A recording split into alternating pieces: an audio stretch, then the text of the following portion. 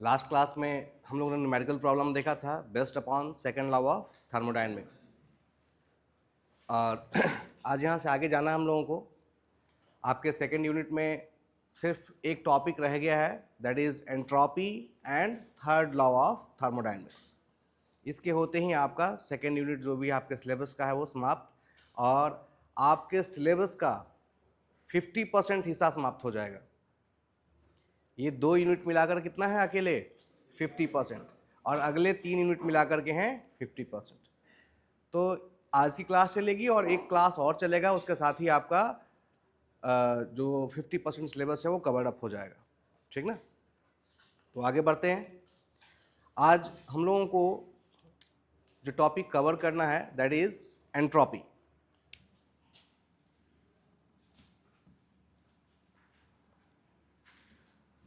ठीक ना?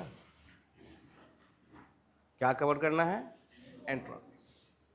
एंट्रोपी के विषय में मैंने पहले आपके साथ डिस्कस किया है।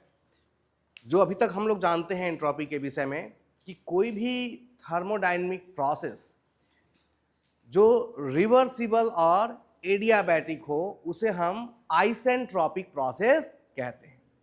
और आइसेंट्रोपिक प्रोसेस के दौरान जो चीज़ कांस्टेंट होती है उसी को हम क्या कहते हैं? एंट्रोपी कहते हैं। ये हमने दूसरी क्लास में सीखा था। ये बात हमने जान लिया कि आइसेंट्रोपिक प्रोसेस के दौरान जो प्रॉपर्टी कांस्टेंट है वो एंट्रोपी है। ठीक ना? बट वास्तविकता में एंट्रोपी क्या है वो आज हम लोग जानेंगे। ठीक है? तो देखें, एंट्रोपी में अगर ध्यान से देखें तो ई जो है ये है किसके लिए? एनर्जी। एंड ट्रॉपी एक ग्रीक वर्ड है, ट्रॉपी। ठीक ना? जिसका मतलब होता है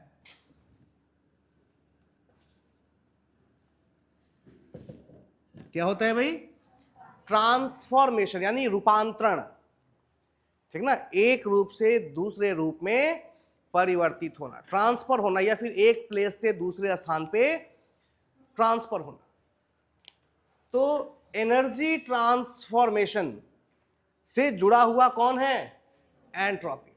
वास्तविकता में एंट्रोपी एक प्रॉपर्टी है, और प्रॉपर्टी में हमने डिस्कस किया है कि यह एक एक्सटेंसिव प्रॉपर्टी है, क्योंकि एंट्रोपी की जो वैल्यू होती है वो मास और साइज के ऊपर निर्भर करती है।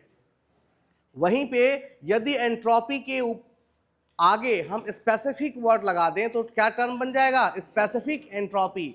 और यह एक इंटेंसिव प्रॉपर्टी है। ठीक है? तो ये जो प्रॉपर्टी है एंट्रोपी, इसका नाम इसलिए एंट्रोपी पड़ा क्योंकि ये हमें हर उस जगह पर देखने के लिए मिलती थी जहां पर एनर्जी का क्या हो रहा हो? ट्रांसफॉर्मेशन हो रहा हो। ठीक ना? जब जब हम एनर्जी का ट्रांसफॉर्मेशन करते थे तो हमें एक अलग सी प्रॉपर्टी देखने के लिए मिलती थी, और इसीलिए एनर्जी ट्रांसफॉर्मेशन के दौरान दिखने वाली इस प्रॉपर्टी का नाम हमने क्या दिया? एंट्रोपी दिया। ठीक है? अब इस डिस्कशन को यहीं रोकते हुए वापस कार्नोट साइकिल पे चलते हैं। बात समझ में आ रही है? इतना जान गए कि एंट्रोपी नाम क्यों पड़ा? क्योंकि ये प्रॉपर्टी कहां देखने के लिए मिलती थी? कब देखने के लिए मिलती थी? जब जब एनर्जी का क्या हो रहा हो? ट्रांसफॉर्मेशन हो रहा हो, तब तब हमें ये प्रॉपर्टी देखने को मिलती थी। इसलिए इसका नाम क्या दिया गया? एंट्रोपी दिया गया। अलग अलग बुक में आपके पास जितनी भी बुक्स होंगी, आप उसमें एंट्रोपी का डेफिनेशन खोजेंगे तो कोई भी खुल के एंट्रोपी की डेफिनेशन नहीं लिखता है। जितनी भी, यहां नहीं, इवन लाइब्रेरी में आप चले जाएं और एंट्रोपी का डेफिनेशन खोजें कि what is the definition of entropy, तो आपको कहीं मिलेगा नहीं। किसी ने ये चीज क्लियर कट नहीं कहा कि ये एंट्रोपी है। जैसे इसको समझने के लिए आप कह सकते हैं, हम लोग अलग अलग धर्म के लोग अलग अलग लोगों को मानते हैं, ठीक ना? बट सबका मकसद क्या है? कि ईश्वर क्या है? एक है। अंत में हम लोग एक को मानते हैं। रास्ता सबका क्या है? अलग अलग।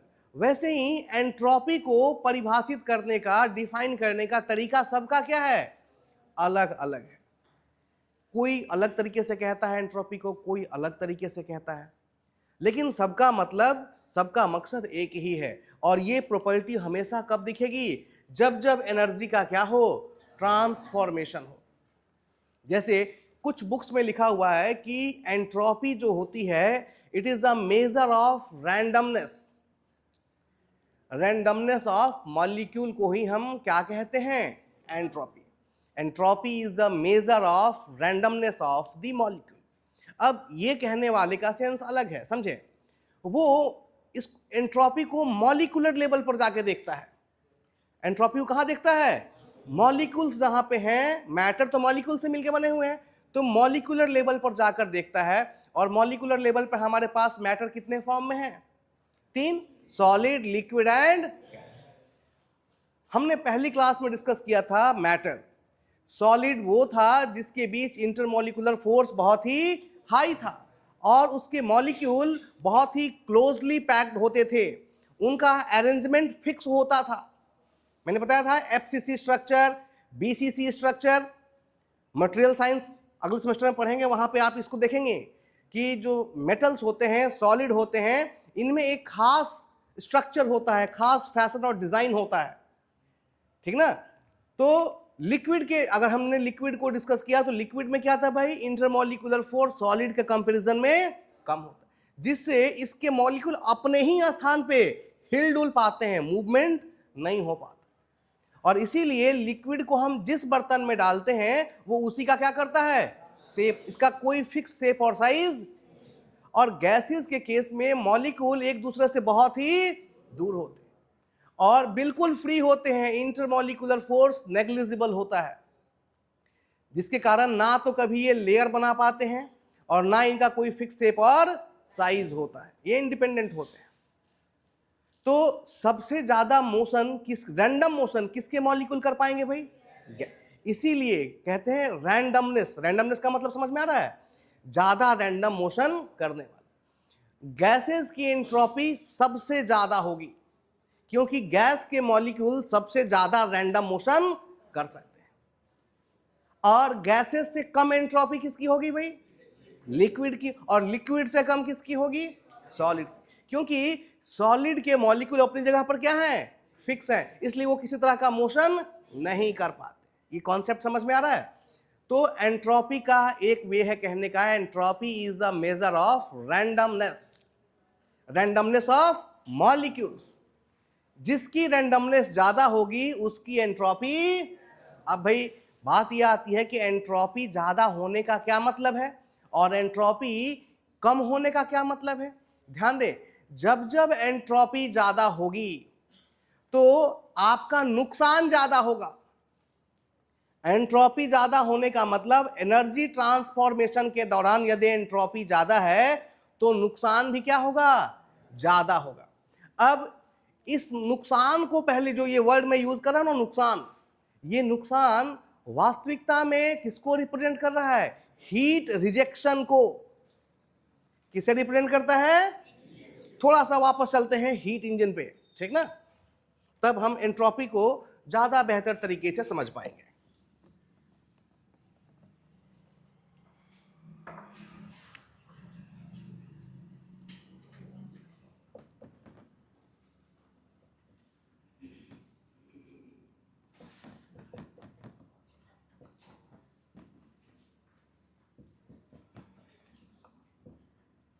ये था भाई हमारा हीट इंजन,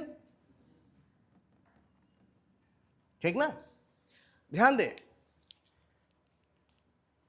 हमारे सिस्टम की एफिशिएंसी, हमारे सिस्टम की एफिशिएंसी क्या थी भाई? Output upon input. और आउटपुट क्या था? और इनपुट यानी हमारी लागत।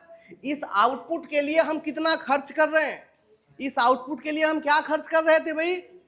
QH। बात समझ में आ रही है? एंट्रोपी की उत्पत्ति यहीं से हुआ है। अगर आपको समझना है तो यहीं से समझना पड़ेगा हमें, ठीक ना?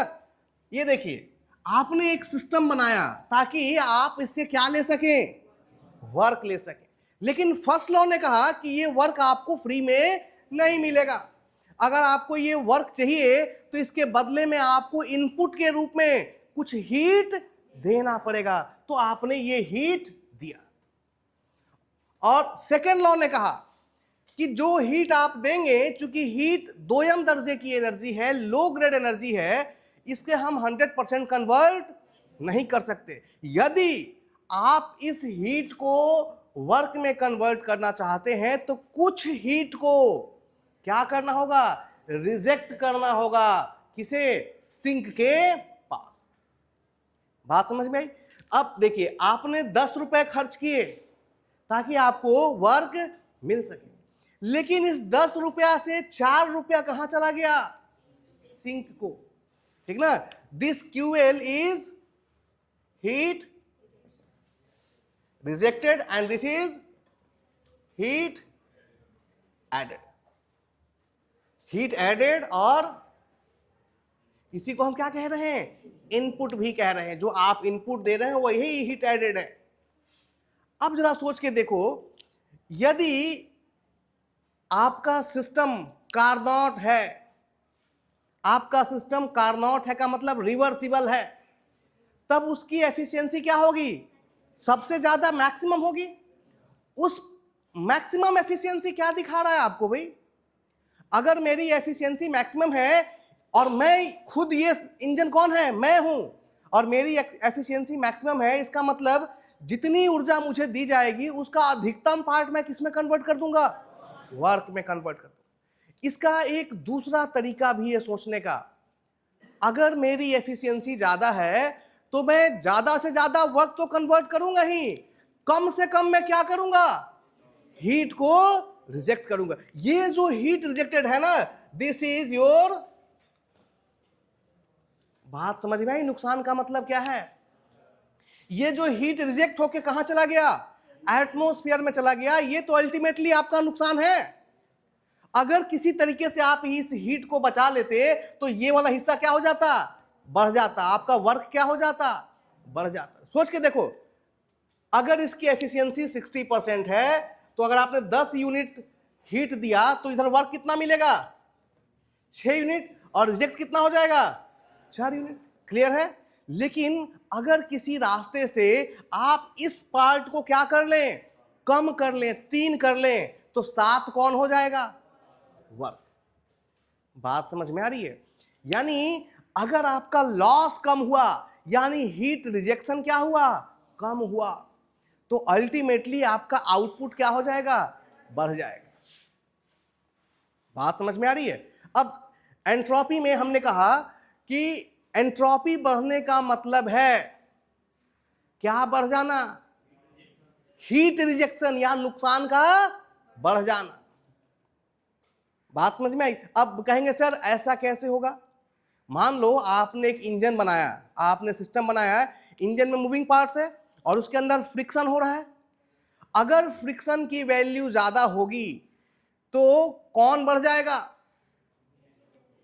ध्यान दो, जिस पोर्शन में फ्रिक्शन होता है, ध्यान से छू के देखना, वो हिस्सा गर्म हो जाता है, और वो गर्म होने का मतलब वहां हीट डेवलप हो रहा है, और वो हीट अल्टीमेटली कहां चल जाएगा, एटमॉस्फेयर में। तो जो हीट आपने दिया, अगर आपके सिस्टम में फ्रिक्शन बढ़ रहा है तो हीट रिजेक्शन क्या होगा, बढ़ेगा, और जब हीट रिजेक्शन बढ़ेगा तो वर्क आउटपुट आपका क्या हो जाएगा, कम हो जाएगा। यानी फ्रिक्शन, फ्रिक्शन जो है वो किसे रिप्रेजेंट कर रहा है, लॉस को रिप्रेजेंट कर रहा है। अगर फ्रिक्शन बढ़ रहा है तो आपका लॉस। अब जरा देखो, यही बात हमने थोड़ी देर पहले कहा था कि यदि सिस्टम की एंट्रोपी बढ़ रही है तो लॉस, यानी एंट्रोपी के सिनोनिम के तौर पे कौन आया, फ्रिक्शन। एंट्रोपी के सिनोनिम के तौर पे कौन आया भाई, फ्रिक्शन। एंट्रोपी बढ़ रही है, इसका मतलब आपके इंजन में फ्रिक्शन की मात्रा क्या हो रही है, बढ़ रही है, और फ्रिक्शन बढ़ रहा है तो जो हीट रिजेक्टेड है ये भी क्या होगा भाई, बढ़ेगा।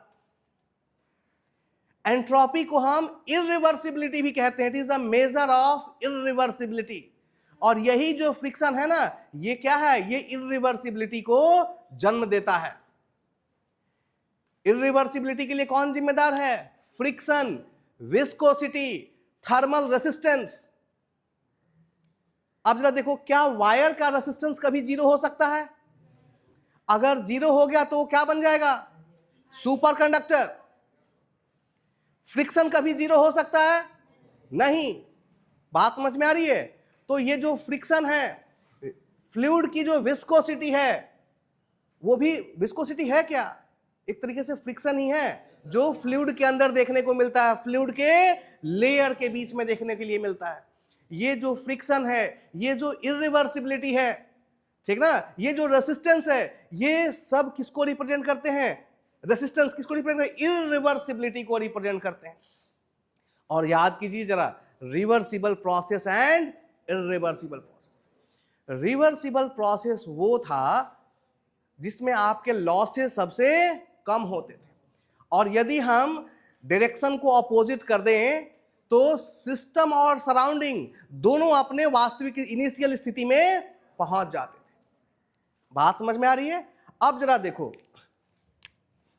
आप यहां से यहां आए, 1 to 2, अगर ये प्रोसेस रिवर्सिबल है तो आप 1 से 2 आएंगे, और जब 2 से 1 जाएंगे तो फिर से यहां पहुंच जाएंगे। लेकिन अगर ये प्रोसेस रिवर्सिबल नहीं है, ये पाथ रिवर्सिबल नहीं है, ये इरिवर्सिबल है, इसमें फ्रिक्शन है, तो क्या होगा भाई? आप यहां से जब यहां पहुंचेंगे तो मान लो आपके पास यहां 10 यूनिट एनर्जी थी, 1 यूनिट किसमें खर्च हो गई? फ्रिक्शन में। तो जब आप यहां से वापस यहां जाएंगे तो क्या वो 1 यूनिट रिकवर होगा या 1 यूनिट और एक्स्ट्रा लगेगा? एक्स्ट्रा लगेगा। यानी फ्रिक्शन ने पाथ को रिवर्सिबल बनाया या इरिवर्सिबल बनाया? इरिवर्सिबल। बात समझ में आ रही है? तो ये जो फ्रिक्शन है ये अल्टीमेटली किसको रिप्रेजेंट कर रहा है? इरिवर्सिबिलिटी को। ये पाथ को, ये प्रोसेस को क्या बना देता है? इरिवर्सिबल बना देता है। और अगर इरिवर्सिबल बनाएगा, फ्रिक्शन आया तभी तो प्रोसेस क्या हुआ? इरिवर्सिबल हुआ। और अगर फ्रिक्शन आया तो लॉस क्या होगा? लॉस ज्यादा होगा। लॉस ज्यादा होने का मतलब हीट रिजेक्शन क्या होगा? बढ़ेगा। ठीक ना? तो हम लोग कहते हैं entropy is a measure of irreversibility. 2 minute पहले कहा था कि entropy is a measure of randomness of molecules, कहा था ना। अब एंट्रोपी का ही एक डेफिनेशन समझा आपने कि सॉलिड में एंट्रोपी सबसे कम होगा और गैसेस में एंट्रोपी सबसे ज्यादा।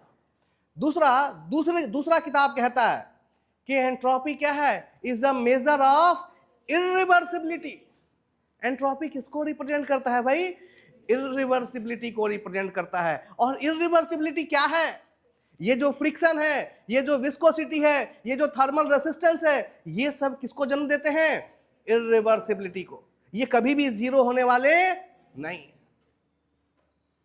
और अगर इरिवर्सिबिलिटी प्रोसेस की बढ़ रही है तो अल्टीमेटली क्या बढ़ेगा? क्या बढ़ेगा भाई? लॉस। और लॉस किसको रिप्रेजेंट करता है? हीट रिजेक्शन को रिप्रेजेंट करता है। क्लियर है? तो एक डेफिनेशन आपको क्या मिला? रैंडमनेस। दूसरा डेफिनेशन क्या मिला? तीसरी बुक कहती है कि entropy is a measure of disorderness. हाँ जी, सोना नहीं है। कौन सी क्लास है भाई? कौन सी क्लास है? कौन सी क्लास है आपकी? कितने नंबर की क्लास है? डेली। तो फिर सो क्यों रहे हो? बैठो। बात समझ में आ रही है? तीसरा बुक क्या कहता है कि एंट्रोपी क्या है? किसका मेजर है? डिसऑर्डरनेस का। अगर सिस्टम में कितनी ज्यादा डिसऑर्डरनेस है, अगर डिसऑर्डरनेस बढ़ेगा तो एंट्रोपी बढ़ेगी। आप कहेंगे सर ये डिसऑर्डरनेस क्या है भाई?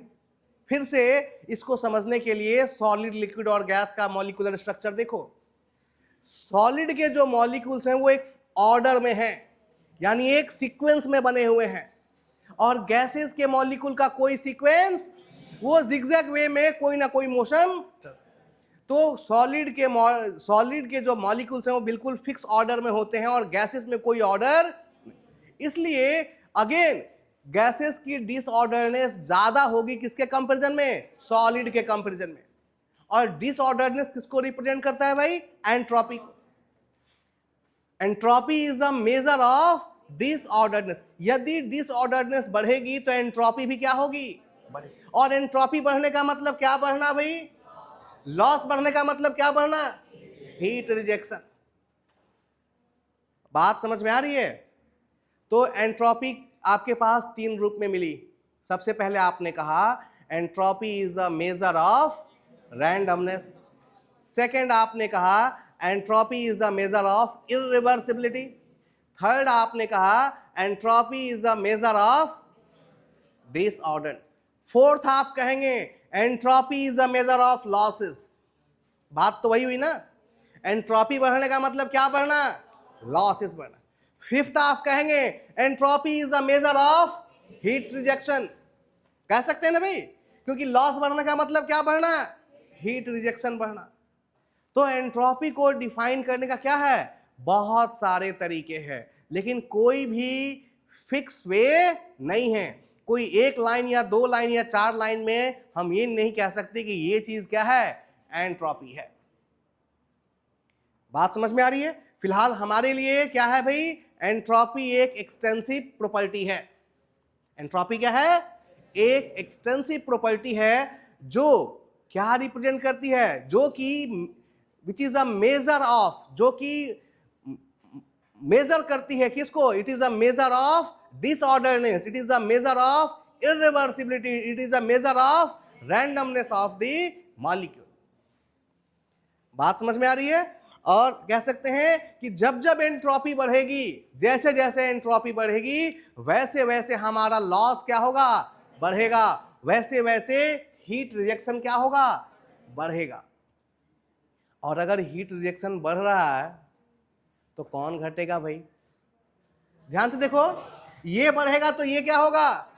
और ये अगर घट रहा है तो ये क्या होगा? बात समझ में आ रही है? अगर एंट्रोपी बढ़ेगी तो जिसको आप एफिशिएंसी कहते हैं, जो आपकी जिसे आप दक्षता कहते हैं, एंट्रोपी बढ़ने के साथ वो क्या होगी? कम। बात समझ में आ रही है? कहने का मतलब क्या है? ठीक है, अब जरा देखो, थोड़ा सा यहां और आगे चलते हैं।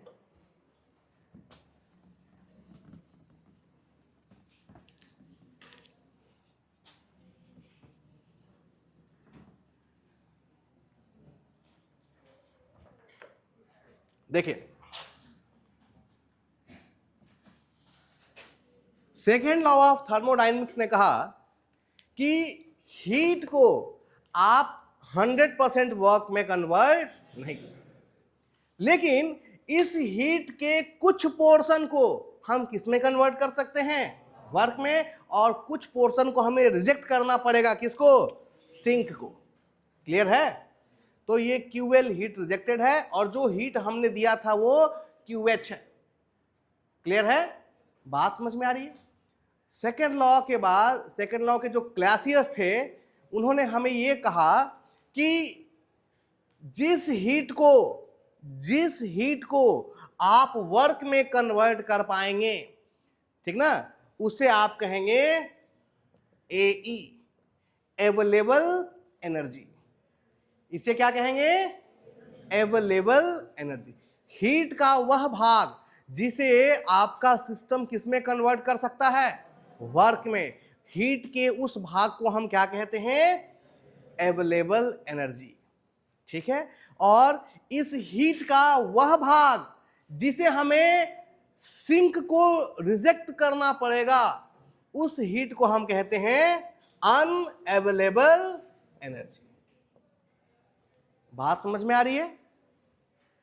क्लैसियस ने आगे कहा कि हीट को हम 100% वर्क में कन्वर्ट नहीं कर सकते, तो हीट के जिस हिस्से को, जितने हिस्से को हम किस में कन्वर्ट कर पाए?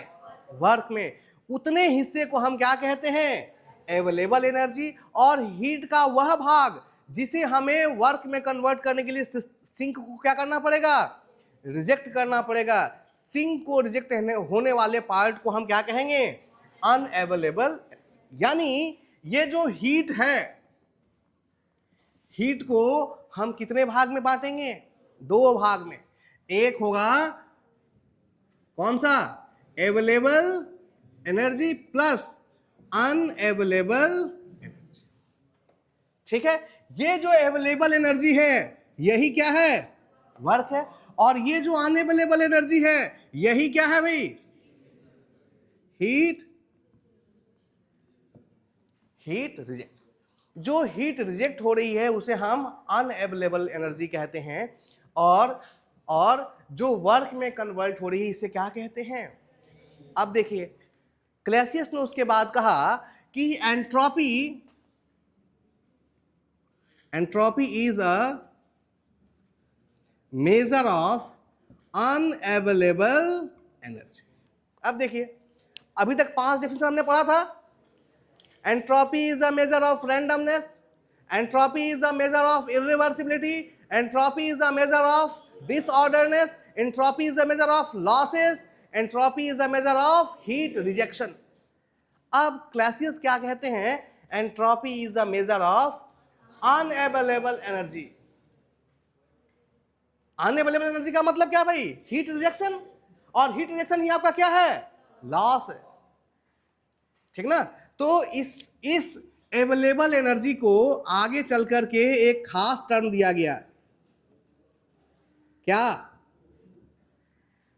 अवेलेबल एनर्जी को का एक दूसरा नाम भी है, उसे हम लोग क्या कहते हैं, एक्सर्जी। क्या कहते हैं, एक्सर्जी, EXERGY। ये आपकी आवश्यकता नहीं है, ये जब आप हायर क्लासेस में जाएंगे तब पढ़ेंगे कि एक्सर्जी क्या है, एक्सर्जी एनालिसिस करेंगे वहां पे। और ये जो अनअवेलेबल एनर्जी है इसका एक दूसरा नाम है, क्या है भाई, एनर्जी। एनर्जी हम लोग ENERGY लिखते हैं ना, बट अगर ANERGY लिखा जाए तो ये किसको रिप्रेजेंट करेगा, अनअवेलेबल पार्ट ऑफ एनर्जी को। बात समझ में आ रही है, क्लियर है। तो डेफिनेशन समझ में आया कि अगर हमें मजबूरी में डेफिनेशन लिखना, ऐसे डिफाइन करना बहुत मुश्किल है एंट्रोपी को, ठीक ना, फिर भी यदि एग्जाम में डिफाइन करना पड़े तो हम क्या कहेंगे कि यह एक थर्मोडायनेमिक एक्सटेंसिव प्रॉपर्टी है। साथ ही यदि हम इसके आगे स्पेसिफिक वर्ड लगा दें तो ये किस में कन्वर्ट हो जाएगी, इंटेंसिव प्रॉपर्टी में। और एंट्रोपी को हम कह सकते हैं, होता नहीं है, क्या कर सकते हैं, कह सकते हैं कि it is a measure of irreversibility, randomness of molecule, disorderness, measure of losses, measure of heat rejection, और measure of unavailable part of energy. Measure of का मतलब क्या है कि यदि अनअवेलेबल एनर्जी बढ़ रहा है तो कौन बढ़ेगा, एंट्रोपी। या फिर कहें कि अगर यदि सिस्टम का एंट्रोपी बढ़ रहा है तो अनअवेलेबल पार्ट ऑफ एनर्जी भी क्या होगा, बढ़ेगा। और अनअवेलेबल पार्ट बढ़ रहा है तो अवेलेबल घटेगा, सीधी सी बात है, क्योंकि जो भी हीट एनर्जी दे रहे हैं उसमें दो ही लोग हैं, अवेलेबल और अनअवेलेबल। क्लियर है। अब ये देखना है कि एंट्रोपी को सामान्यतः लिखा जाता है ds is equal to dQ/T, reversible. तो ये आता कहां से है, एंट्रोपी को क्या लिखा जाता है, ds इज इक्वल टू, अब अगर आप अपना बुक खोलेंगे ना, जितने भी किताब होंगे आपके पास सभी में सीधे लिखेगा entropy is equal to ds is equal to dQ/T। ये आया कहां से, कोई किताब नहीं लिखता है।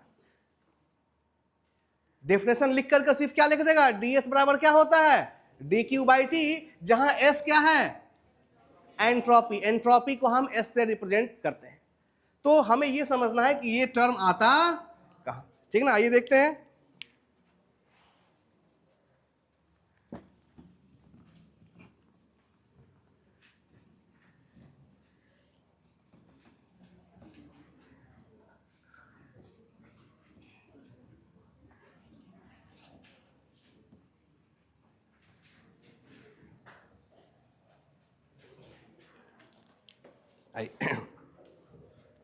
एंट्रोपी का जो एग्जिस्टेंस है वो कार्नोट साइकिल से है, ठीक ना। फाइनली कार्नोट साइकिल जब हमने पढ़ा तो हम एक कंक्लूजन पे पहुंचे थे, और वो क्या था भाई, Q rejected upon is equal to, ये आया था। कार्नोट साइकिल जब हमने समाप्त कर लिया तो अल्टीमेटली हमको एक फॉर्मूला मिला था, और मैंने वहीं पे कहा था कि ये जो इक्वेशन है ये बहुत ही इंपॉर्टेंट है, क्योंकि जो एंट्रोपी है उसकी उत्पत्ति कहां से हुई है, यहीं से हुई है। ठीक है, ये जो इक्वेशन है ये बहुत कुछ डिफाइन करता है। ये किसके लिए था भाई, this is for Carnot cycle और कार्नोट साइकिल और कार्नोट साइकिल को ही हम क्या कहते हैं, रिवर्सिबल साइकिल, बिकॉज इसके सारे प्रोसेस रिवर्सिबल होते हैं। ठीक है, देखिए थोड़ा सा इसको मैं थोड़ा सा रीअरेंज कर रहा हूं, इसको Q added upon TH is equal to Q rejected upon, लिख सकते हैं क्या, इस इक्वेशन को ऐसे लिख सकते हैं, this by this is equal to this by this. ठीक है,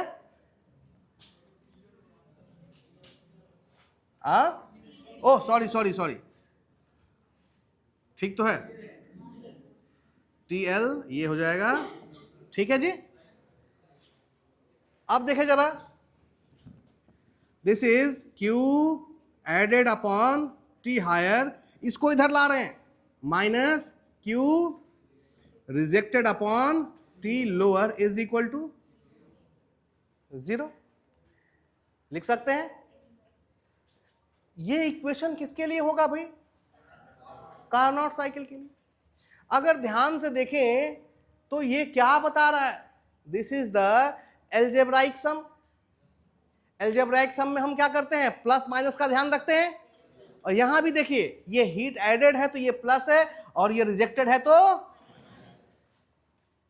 किसी साइकिल में किसका एल्जेब्राइक सम हमेशा 0 होता है, किसी साइकिल में किसका एल्जेब्राइक सम 0 के बराबर होता है, पॉइंट फंक्शन का। याद कीजिए जब हमने फर्स्ट लॉ ऑफ थर्मोडायनेमिक्स लिखा था कार्नोट साइकिल के लिए, चारों प्रोसेस के लिए अलग अलग लिखा था, फिर U1 U1 के साथ कैंसिल हो गया, U2 U2 के साथ, U3 कार्नोट साइकिल वाला वीडियो देखे जा करके, जब हमने सारे प्रोसेस को जोड़ करके साइकिल बनाया था तो उसमें कौन सी चीज कैंसिल आउट हो गई थी, internal energy, because internal energy क्या है, इट इज अ प्रॉपर्टी, और प्रॉपर्टी क्या होते हैं, पॉइंट फंक्शन। पॉइंट फंक्शन की वैल्यू सिर्फ 2 बिंदुओं पर निर्भर करती है, इनिशियल एंड, और चूंकि साइकिल में इनिशियल और फाइनल एक ही बिंदु होते हैं इसलिए उसमें चेंज कितना हो जाएगा, 0 हो जाएगा। क्लियर है। नाउ यहां पर Q added upon TH, Q rejected upon TL, इसका सम भी क्या हो रहा है, 0 हो रहा है। किसमें, साइकिल में। किसमें हो रहा है भाई, कौन सी साइकिल में भाई, कार्नोट साइकिल या फिर रिवर्सिबल साइकिल में Q एडेड अपॉन TH। अच्छा एक चीज और देखें, ये Q एडेड जो हो रहा है वो किस टेम्परेचर पे हो रहा था, हायर टेम्परेचर, और रिजेक्टेड कितने पे हो रहा था। अब देखिए इस Q एडेड को हम रिवर्सिबल हीट ट्रांसफर भी लिख सकते हैं, क्योंकि जब ये हीट का ट्रांसफर हो रहा था तो प्रोसेस क्या थी, रिवर्सिबल। याद कीजिए कार्नोट साइकिल में जो हीट एडिशन और हीट रिजेक्शन हो रहा था उसके दौरान प्रोसेस क्या था, रिवर्सिबल आइसोथर्मल था ना। कार्नोट साइकिल में 4 प्रोसेस थे जिसमें हीट एडिशन और हीट रिजेक्शन आइसोथर्मल प्रोसेस के दौरान हो रहा था, रिवर्सिबल आइसोथर्मल प्रोसेस, ठीक ना। तो ये Q एडेड अपॉन TH और Q रिजेक्टेड अपॉन TL, इसका सम भी किसके बराबर है भाई, जी। इसका मतलब ये चीज क्या बता रहा है, किसी साइकिल में किनका सम 0 होता है, पॉइंट फंक्शन या फिर प्रॉपर्टी का। इसका मतलब Q reversible upon T, the sum of Q reversible upon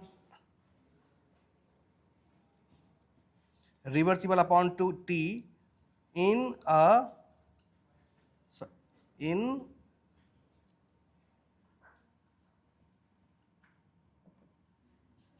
0 लिख सकते हैं। ध्यान दें, इस Q एडेड अपॉन TH को हमने क्या लिख दिया, Q रिवर्सिबल अपॉन T, क्यों लिख दिया भाई?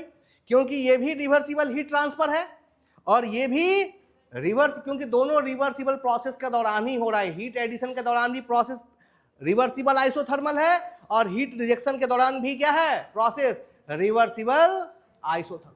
तो reversible heat transfer upon the corresponding temperature, इसका द सम ऑफ सम, और सम की जगह क्या लिखें? Algebraic sum. एल्जेब्राइक सम का मतलब प्लस में, यानी साइन कन्वेंशन का प्रॉपर ध्यान रखना है। Algebraic sum of Q reversible upon T in a Carnot cycle is 0, है ना? सम किसके बराबर आ रहा है? इसका मतलब है सो Q reversible upon T is must be a property और पॉइंट फंक्शन। बात समझ में आ रही है? एक चीज क्लियर हो गया कि ये जो Q रिवर्सिबल अपॉन T है, चूंकि इसका एल्जेब्राइक सम किसके बराबर हो रहा है? 0 का, एक साइकिल में। और हमें पता है कि साइकिल में एल्जेब्राइक सम हमेशा किसका 0 होगा? प्रॉपर्टी का, क्योंकि प्रॉपर्टी क्या होते हैं? पॉइंट फंक्शन होते हैं। और इसका भी 0 हो रहा है। इसका मतलब है कि Q रिवर्सिबल अपॉन T ये क्या मस्ट बी अ प्रॉपर्टी। ये क्या होना चाहिए? ये जरूर कोई ना कोई प्रॉपर्टी है, क्योंकि इसका एल्जेब्राइक सम भी किसके बराबर हो रहा है? 0 इन अ साइकिल। बात समझ में आ रही है? इसी प्रॉपर्टी को क्या डिफाइन किया गया? इसी प्रॉपर्टी को क्या डिफाइन किया गया? एंट्रोपी। ये फिक्स हो गया कि इसका नाम क्या है? इसका नाम ये फिक्स हो गया कि ये चीज है क्या? एक प्रॉपर्टी, क्योंकि इसका नेट सम किसके बराबर है भाई? 0 के बराबर। तो प्रॉपर्टी तो है, कौन सी प्रॉपर्टी है भाई? इस खास प्रॉपर्टी का नाम क्या दिया गया? एंट्रोपी। क्यों? फिर से याद कीजिए, क्योंकि ये कहां देखने के लिए मिला? जब भी एनर्जी का ट्रांसफर हो रहा था, यहां हीट एडिशन हुआ, यहां हीट, यानी हीट एनर्जी का क्या हो रहा है? ट्रांसफॉर्मेशन हो रहा है, ट्रांसफर हो रहा है। तो ये प्रॉपर्टी हमेशा उस जगह देखने के लिए मिलती थी जहां पर एनर्जी का क्या हो रहा हो? ट्रांसफॉर्मेशन हो रहा हो। और इसीलिए इसका नाम क्या दिया गया? एंट्रोपी दिया गया। और इसे हम किससे रिप्रेजेंट करते हैं? एस। ठीक है? और ये क्या है? एक एक्सटेंसिव प्रॉपर्टी है, ठीक ना? अगर हमें एंट्रोपी में चेंज लिखना है ds, तो हम क्या लिखेंगे?